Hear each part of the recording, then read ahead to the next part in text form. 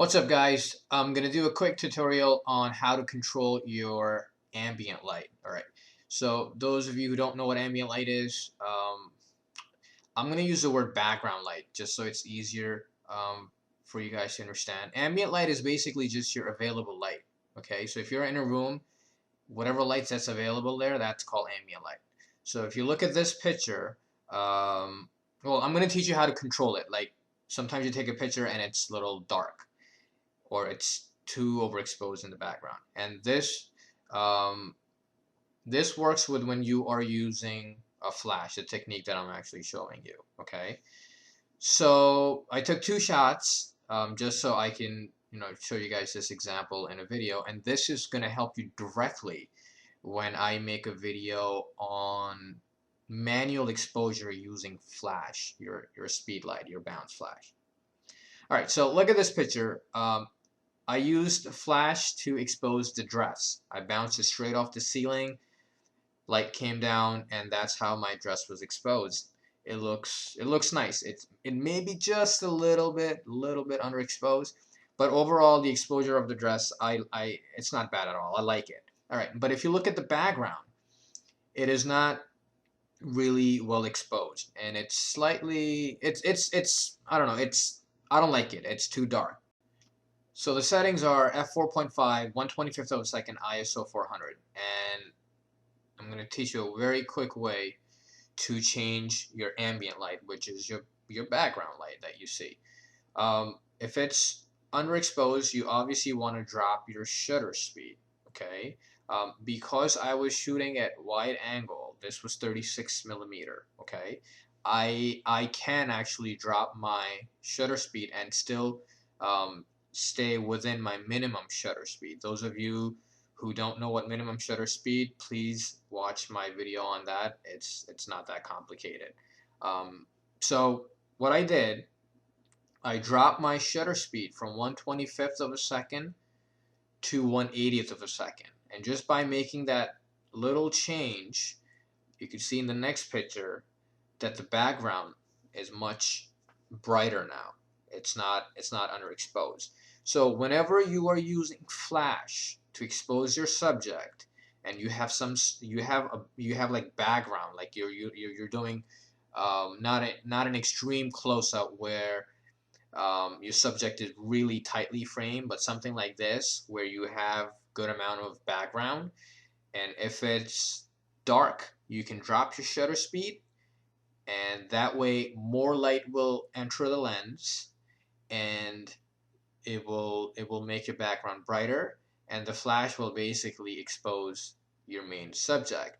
Now keep in mind, the it will make a very slight change to your exposure, very slight, the flash exposure I'm talking about on your main subject.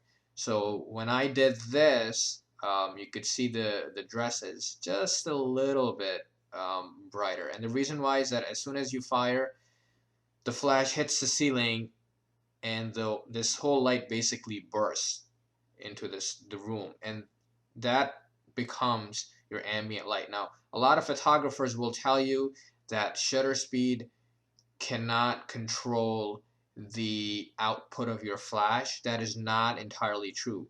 That is definitely not the right way to do it, meaning you should not use your shutter speed to control your flash output. However, it could make a slight difference in your exposure.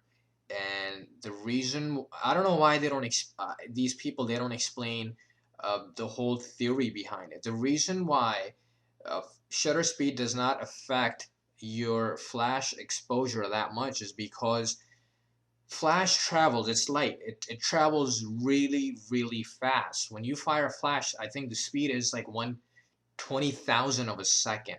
That is extremely fast. Now try to use 200 of a second to combat 20,000 of a second. Obviously, it's not going to make a huge difference.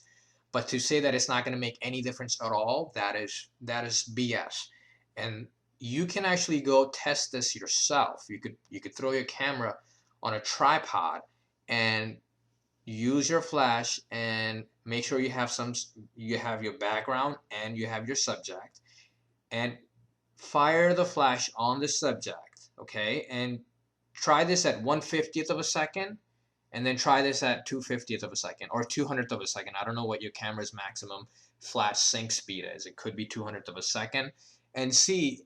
You'll see the difference in exposure. There will be a very slight difference, but there will be a difference. However, that is definitely not the recommended way to change your flash exposure. Okay, so whenever you want to change how your background light looks, change your shutter speed first. Okay, if your background is too bright, then you can increase the shutter speed.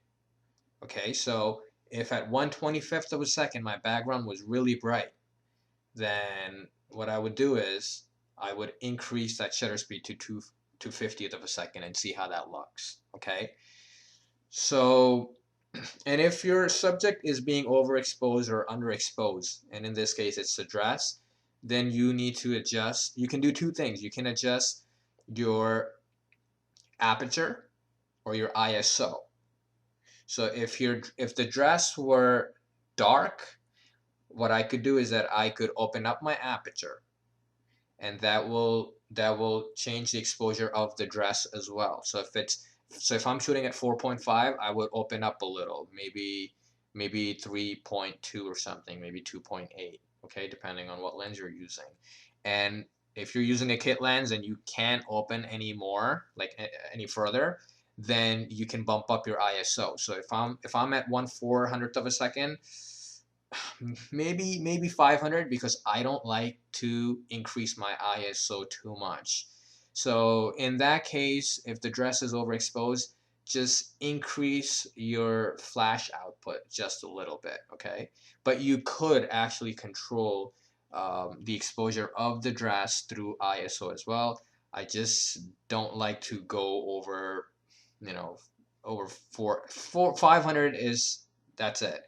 640 maybe, um, if it's really challenging situation, but for the most part, regular size room, 400 will definitely do it. All right, so next video I'm going to try to do it on manual exposure using flash, because a lot of people ask question like, am I still gonna meter when I'm using flash? And the answer is yes or no, depending on what you're photographing. So stay tuned for that video.